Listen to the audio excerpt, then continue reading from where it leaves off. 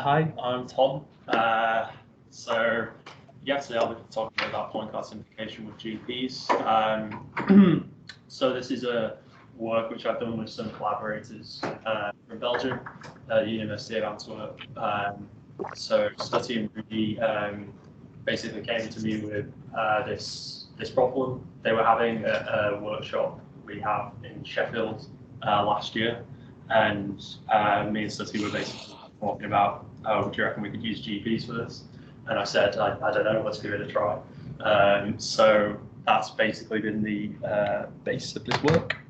So yeah, Sam said I'm a third year PhD student in the ML group in the computer science department at Manchester. So yeah, my usual kind of research and the basis of my thesis is working on deep Gaussian processes and looking at how we can incorporate kind of physics-informed inductive biases into them. So basically, how we can incorporate differential equations into the kernel of a GP. So this work is a little bit of an aside from that, because it's less kind of theory first. It's more applied and is about this specific interesting engineering problem. So the motivation behind the work. So converting real-world objects to computerized models is becoming, well, has been for a long time very important, and is becoming increasingly important over recent years across loads of different areas of industry and manufacturing. So this is usually done using some laser scanning, which yields a really densely sampled cloud of points. And these point clouds can then be combined with things like surface reconstruction algorithms to give us an actual 3D reconstruction of the objects, a 3D mesh. So this is great, but it can be kind of problematic for really large objects or for highly complex objects that have a lot of variation in the surface, as we need a lot of points to capture that variation. And it can be computationally expensive to do the surface reconstruction and also other downstream tasks using point clouds with this many points in. So the aim behind the work is to look at a new algorithm for simplifying these point clouds. So effectively preserving the salient features of the surface and the object, whilst dramatically reducing the number of points and the memory we need to store that data, which will make the downstream tasks that we want to do less computationally intensive. And we use GPs for this, which to our knowledge, people haven't tried before. So I'll talk a little bit briefly about point clouds at the start. I was saying earlier, I'm no point cloud expert. Well, I'm not a GP expert. I know more about GPs than point clouds. So I'll talk a little bit about that, and then I'll talk a bit more about GPs themselves, Gaussian processes. Then I'll talk about some work which kind of forms the basis for our method, which is how we can work with GPs where we want to model a function over a manifold, so over a surface. And then I'll talk about how we kind of apply this into a practical algorithm for point cloud simplification. Okay, so creating these densely sampled point clouds is usually done using laser scanning to get these representations of 3D objects. So probably the most common way to do this is LiDAR. So LiDAR cameras do this using time of flight of a signal that's transmitted towards the object and then reflected. And the time of flight is used to build this point cloud representation of the objects. So there are other ways you can do this as well. So some kind of computer vision approaches like structure from motion, which kind of estimates 3D structures using a series of 2D images from different orientations. But in practice, LiDAR is the most widely used method for this. So as I was saying before, point clouds are useful for a lot of things in their own way, but they're used a lot to generate actual polygonal meshes which reconstruct the surface of an object. And there are tons and tons of different algorithms for this process.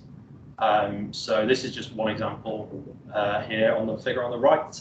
So this is a technique called Poisson surface reconstruction. So you can see on the left figure, we've got a really densely sampled point cloud of a sculpture. And then in the center and the right, basically two different Poisson surface reconstructions, meshes generated from that point cloud.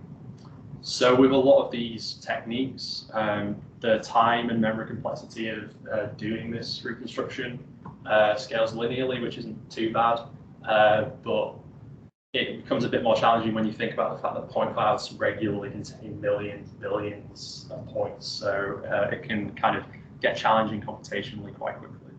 And it's not just the reconstruction which gets challenging, it poses problems if we want to do other downstream tasks. So if we want to do segmentation on different parts of a point cloud, for example. So it kind of affects lots of different things. And yeah, point clouds are used kind of across a range of different areas in industry. So a popular one at the moment is mapping environments for self-driving cars. So LiDAR sensors commonly used to allow the cars to map out their environment and maneuver around it. Bone-shaped models for surgical planning is a new one from the last couple of years for complex surgical procedures on bones. Rapid manufacturing of complex objects, that's probably the most widely used one, I would say, in industry, basically allowing for really efficient replication of parts if you can have a really complex model of a specific object. And also the one that's shown in the example here, preservation of cultural heritage. There's buildings or objects that might be damaged or at risk due to war or things like that. It's been becoming more common to document these sites and objects using these laser scanning techniques.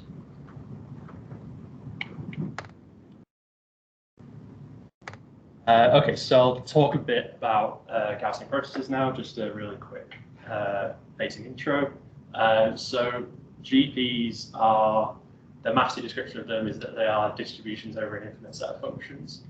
But in a machine learning context, we are usually interested in them because they allow us to perform learning tasks like regression from some noisy observations. So in those top expressions there, if we have some noisy observations, some noisy target observations y associated with some inputs x, we can basically use a GP to model f, which is the underlying ground truth function that generates those observations. So it's a stochastic process, and it's characterized by two main things. So in the GP there, you can see there's a 0, and that's the mean function. Usually we specify the mean function to be 0, and this is just kind of a modeling choice because it's much easier to model the variation in our data using the kernel, which is k, shown there. So the kernel function, you might also hear it just referred to as a covariance function. That basically kind of allows us to model similarities between different spaces in the input domain and how they correlate to different output observations values. So it's basically a modeling choice what form you use for the kernel function. So there's a few popular kind of general purpose ones. So this one here is the Matern kernel, which we'll also use later on. And generally, you'll have some kernel hyperparameters which you will need to estimate as part of the training process. So the hyperparameters here are mu, which controls the smoothness of the functions generated from the GP, the functions sampled. Sigma, which controls kind of the scale of the functions that you sample, and kappa, which is the length scale here, which is basically kind of the space in the input domain over which the function varies. So a shorter length scale process will vary a lot more over a shorter period in the input space, as opposed to a long length scale process. I'll talk a bit more about this in a minute with an example. So before I get to that, the nice thing about GPs is that using Bayesian inference, so Bayes' rule, we can kind of arrive at closed form solutions for the mean and variance of the posterior distribution. by conditioning that GP prior we had on the previous slide on the input and output data that we have, so the X and Y. So here the K's is basically just evaluating that kernel function from the previous slide on all pairs of input data that we have in our training set. And then K star is between all pairs in the training and the test data, and K star star is between all pairs in our test data set.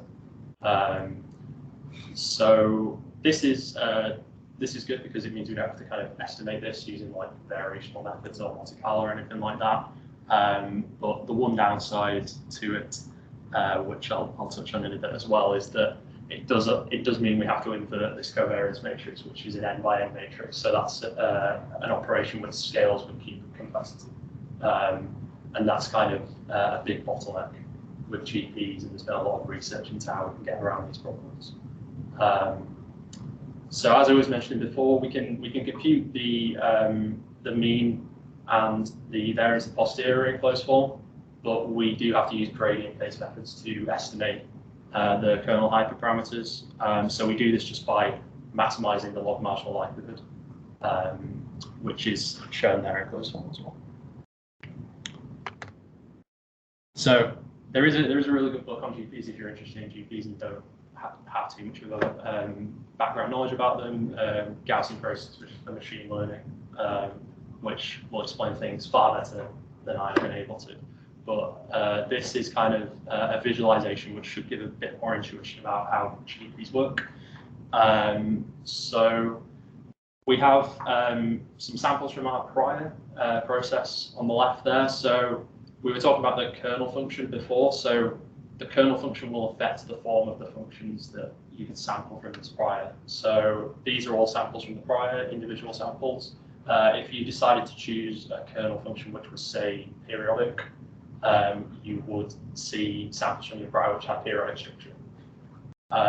So basically, the kernel is a modeling choice based on kind of prior intuitions you have about the data. And you might not have any prior intuitions about the data, in which case you might use a general purpose kernel like Mutter or an RBF kernel, in which case you would get samples which look a lot like this, just very smooth and random. So the part which I was talking about on the previous slide, so computing that posterior, the mean and the variance, this corresponds to these two plots on the right. So effectively what we have here is we have 5 data points. We have an input value X, an associated output value Y, and we basically conditioned our GP on these data points, and that just constrains the values that the GP takes. Basically, it constrains it. And we have this mean here and associated uncertainty, which is higher in the regions further away from the points which we observed, which makes intuitive sense. And this is one of the main reasons people like to work with GPs, if they can. It's because you've got this kind of principled Bayesian uncertainty estimation.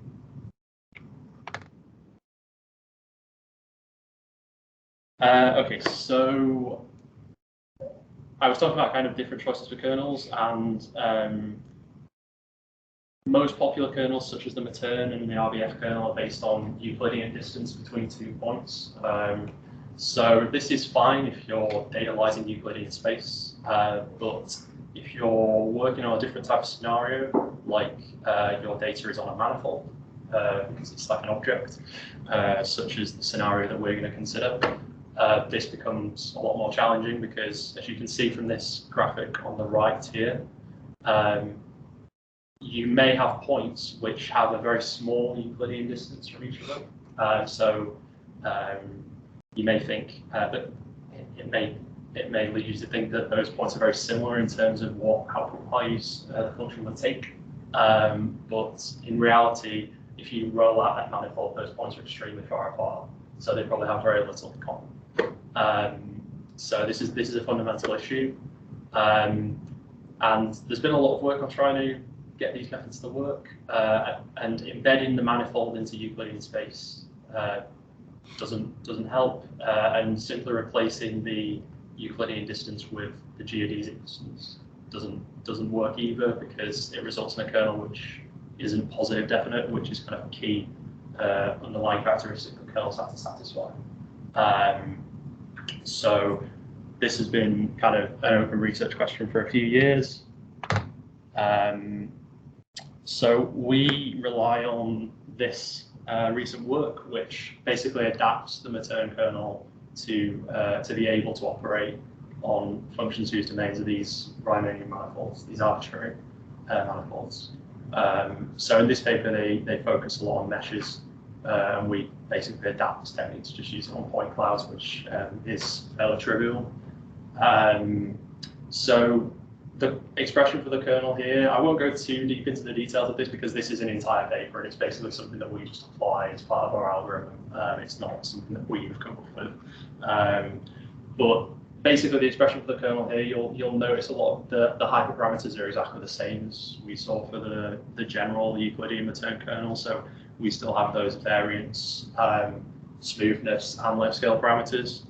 But now we also have these eigenfunctions and eigenvalues, which correspond to this Laplace Beltramian operator, which is numerically estimated from the manifold, the point cloud that we have. And effectively, this is just a key geometrical tool which allows us to encode a lot of properties of the manifold. And in this work, they use this to be able to work with GP regression on these types of manifolds. So you can see on this dragon here, they've been able to do regression over this surface without running into the problems mentioned previously with the Euclidean distance. So now onto the part which we did. So the key task which we have, as I said earlier, is preserving these, simplifying these point clouds while still actually preserving the key features that we have within them, so the salient features of the object. So we reframe this slightly as being able to accurately capture the surface variation over the full cloud with a certain number of points, which is smaller than n. So the surface variation is it's a ratio of the eigenvalues of this 3x3 matrix here, Ci. And all this matrix Ci it's just defines the neighborhood of each point in the cloud. So effectively we choose a number of neighbors. So I think in the paper we actually use like 25 or something like that. So it's not a huge number. And basically defines the distance between the points in this neighborhood. And by computing the eigenvalues of this matrix and then taking this ratio, we end up with this scalar quantity sigma n, which is a surface variation, and that basically the intuition for that is that large values of this indicate regions of high curvature where there's lots of variation in the surface of the object. And the idea behind this is that this surface variation is the quantity that we want to predict well with our GP, because we want to have a good idea of what's going on in those regions of high curvature. I'm not going to take you line by line through this, but I'll give you like the broad strokes of how our algorithm works. More details are obviously available in the paper. But effectively, we start with the full cloud, and the first thing we do is we take a small randomly selected subset of the point clouds, which we use to optimize the kernel hyperparameters. We could do this at each stage of the algorithm, but we found that in practice it didn't really yield any sort of advantages in terms of performance, and it would just slow things down considerably because we need to do this estimation at every step. So we found that doing this pre-estimation of the hyperparameters was absolutely fine. The next thing we do is we take a really small initial set of points from the cloud using farthest point sampling as kind of a starting point for our simplification. So the farthest point sampling just picks some points in the cloud that are kind of equidistant-ish from each other to get a kind of initial set. And then that's when we start sequentially adding points to our simplified cloud. And how we do this is we use this selection criterion S, which I'll just kind of go into a bit more on the next slide as well. But basically, We compute the mean and the variance of the exact GP using the equations from before on the GP slide. And then we use some properties of this to determine a selection criterion value for each point in the cloud. And then we basically take the top k points from this selection criterion to decide which points we want to add to the cloud at that stage. So we do it in batches. We can do it one at a time because obviously if you've got a cloud of like 2 million points, it's going to take a while to sequentially go over each one. So we do it in batches. And yeah, so that process just repeats.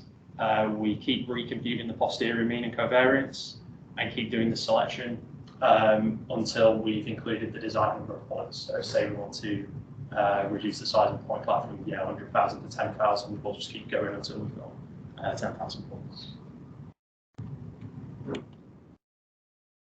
So I'll just talk a little bit more now about this criterion that we use for actually selecting which points we want to add. So this is another work from a few years ago, a workshop paper now, that is basically work on how you can use exact GPs, but still kind of select the optimal points that you want to summarize the data. So basically, this selection criterion. So the mu and the sigma are the posterior mean and variance of the GP, and by selecting the maximum values of this, the points with the maximum values of this criterion, we're basically prioritizing selection of points in areas which have really high predictive uncertainty. So these are points that we don't have a good idea of what the surface variation is. Therefore, we would ideally like to select those so we can include them and condition on them.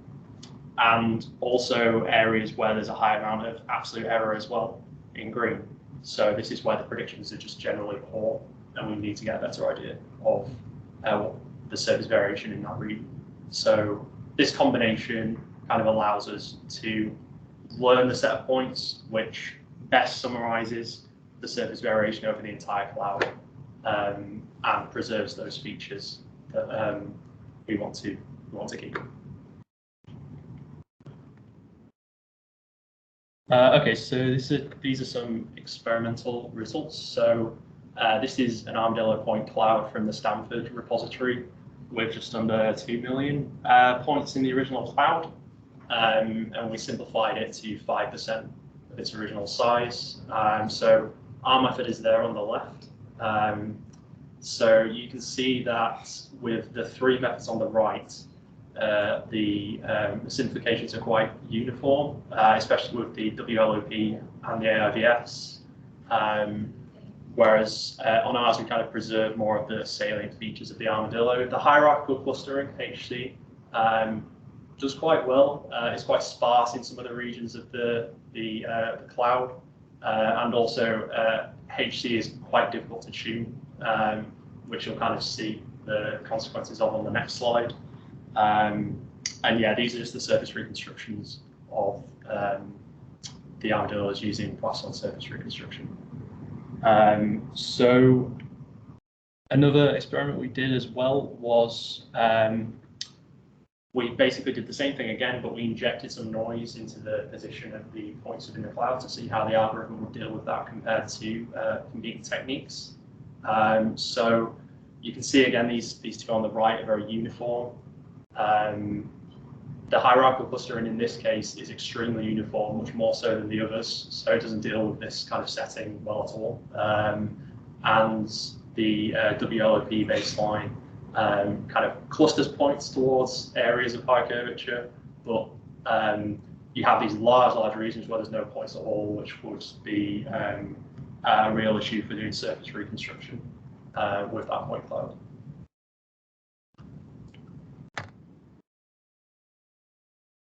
And on this slide as well, we just got another example, which is a real world data set. I think that's a desk in an office. I don't think I ran this experiment. I think this might be the study, so I think that's a desk.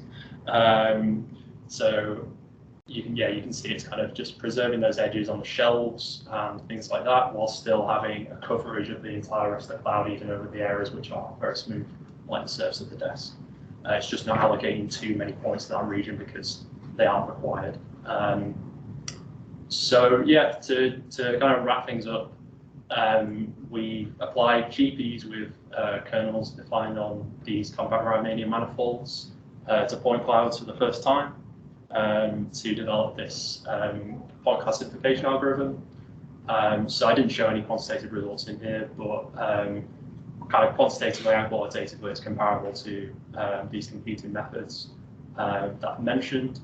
And an important point as well is that a lot of the kind of state-of-the-art methods over the past few years, especially in this area, have involved pre-training with large neural network architectures. So this is fine if you have a large data set of point clouds that you can use to train the model on. But if you have a scenario where you just have a single point cloud which you need to simplify, you can't really use these architectures because you simply don't have the data to be able to train on. So this is where our method is quite useful because it's kind of a one-shot method in that technique. You can just show one point cloud and it'll be okay. So the last point, which I kind of mentioned briefly earlier, is that as with kind of any exact GP, scalability is a bit of an issue here. And in our case, we actually, an interesting thing actually is that we, in being able to do this with an exact GP, we actually take a subset of the full cloud and then simplify that subset. Because if we use the entire cloud and try to do exact Bayesian inference, it would just be completely intractable because of the size of the covariance matrix and the memory constraints of trying to invert it. But even by doing that, we still obtain kind of comparable, or in some cases better performance to these methods which use the entire cloud. So that's kind of a nice motivation for looking at ways in which we could incorporate sparse GPs into this framework. So sparse GPs are basically approximations that remove this kind of scaling constraint with Gaussian processes, and they typically rely on approximate inference methods like variational inference and Monte Carlo methods, and they kind of allow for mini batching as well, so you have to kind of batch everything, all of the data you have in use.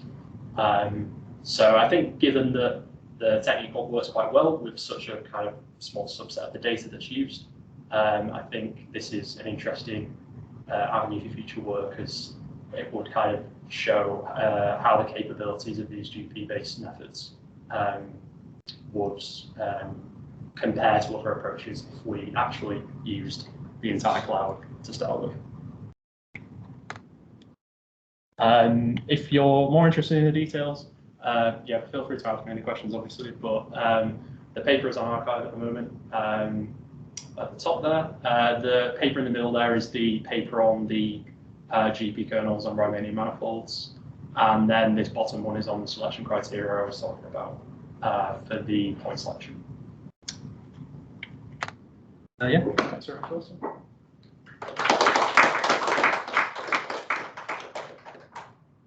Thank you very much, Tom. Just loading up Teams, so if anybody online has any questions to ask, I'll be monitoring that as well.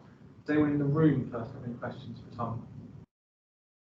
So, just to kind of clarify, your kind of novelty was just to take the kernels on Riemannian manifolds and just apply them to explicitly on point surfaces, or?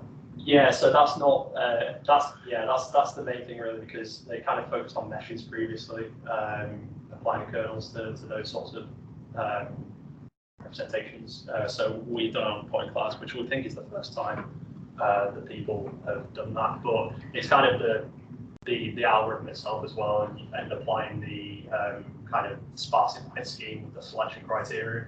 I guess the novelty is just pulling it all together, basically. It's quite an applied work in that sense. We're not kind of, presenting any new kind of aspects of like the GP literature or anything, but it's just kind of bringing all these ideas together.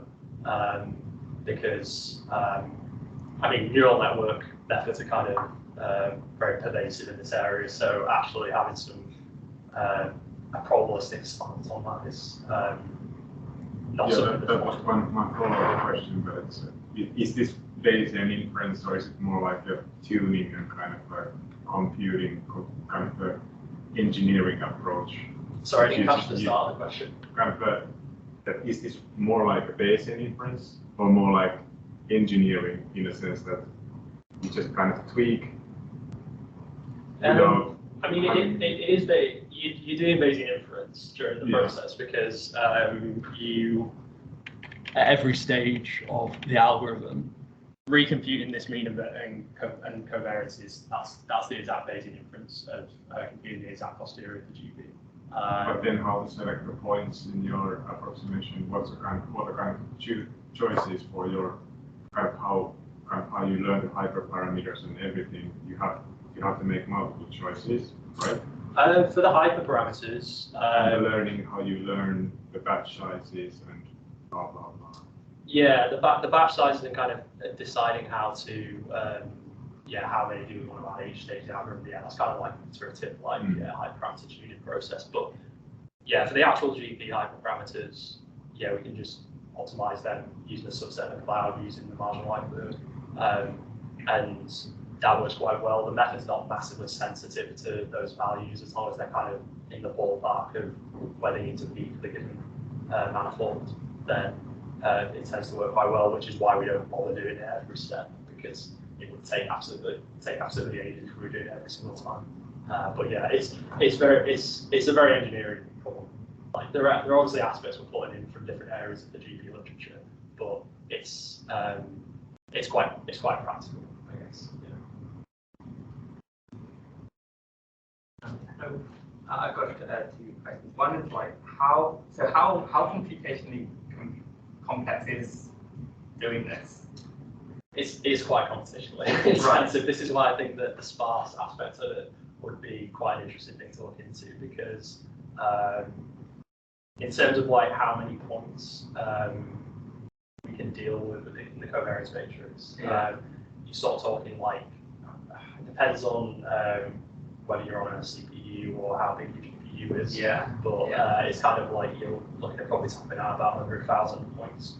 So that's kind of not great. But what I was kind of touching on at the end is that so for example, that armadillo was like almost 2 million points, and even if we select 100,000 points from the armadillo and do simplification based on that subset, we're still kind of getting comparable, if not better, performance to some of these other methods. So if you could extend this approach to work with sparse GPs and remove that constraint of we need to take a subset of the data before we start doing anything, I think it'd be interesting to see how the method would do in that scenario. And the other thing is how would you go about like quantifying the success of simplification just generally with all the different approaches? Yeah, so there's various different kind of metrics depending on what you're most interested in. A problem which we found was that a lot of them kind of are quite naive metrics based on various kind of root and squared errors and like other things like that, which is fine in some context, but doesn't really characterize how well the features of the object are being preserved. And that is why kind of in a lot of works in this area, the qualitative comparison is like still kind of quite important to reviewers and things like that, because there are metrics which we include in the paper which kind of try and capture this aspect, but also a large proportion of it, I think, for some people is just looking at it and thinking, oh, the features preserved, or are they not? Does it look uniform? So yeah, it's a good question. It's a challenging evaluation. We were actually talking during the process of doing the paper and saying someone to write a paper on the metrics for feature preservation in point plans, because it's not really a standardized area. Yeah. Could you use basis function representation instead? Of the GP? Yeah, for doing this stuff. Yeah, I think you probably could. Yeah. I think as well the paper which does the kernels on the Riemannian manifolds, they actually give the expressions that you need to be able to use the basis representation function of the GP. So that's definitely a way you could go about making things more scalable. Yeah, for sure. Yeah. Do you know how good your algorithm is at identifying noisy features versus, because you added some noise, but in some data sets you can get really complex noise structure.